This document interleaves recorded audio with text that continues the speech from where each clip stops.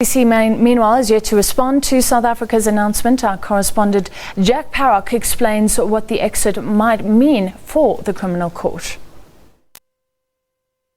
That when we first got our sources telling us that the South African government was applying to the UN to leave the Rome Statute and leave the International Criminal Court, we were somewhat surprised.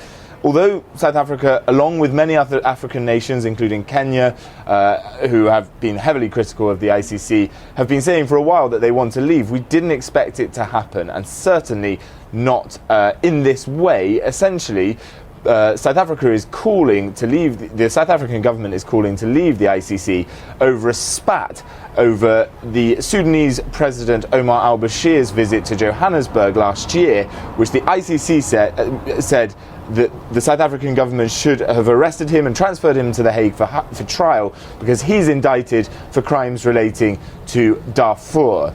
Now, what goes forward, essentially, as far as the International Criminal Court? How does the ICC proceed with this? Well, at the moment, we know that the letter that was sent by the International Relations Minister, Maita Nkwana Mashabane, was done through executive order and not through the South African Parliament. And we know from the Democratic Alliance that they're going to challenge that in the South African court.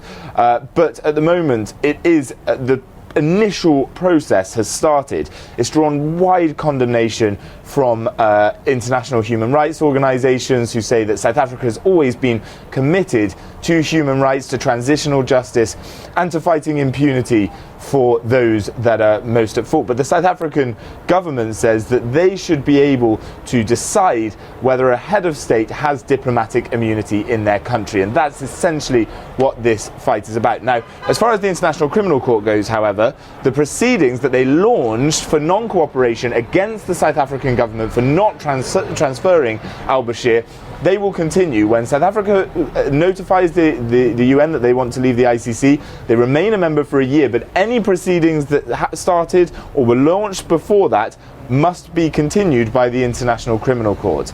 This will all throw forward to November, mid-November, when the Assembly of States Parties, that's the political body that makes up the foundations, the political foundations for the International Criminal Court, meets for its annual meeting mid-November. We'll hear a lot from the other countries. We'll hear from South Africa. Each country sends a minister to make a speech to the Assembly, and there we're likely to see some heated debates. But what we're also looking at now is whether potentially other African nations follow South Africa out of the door.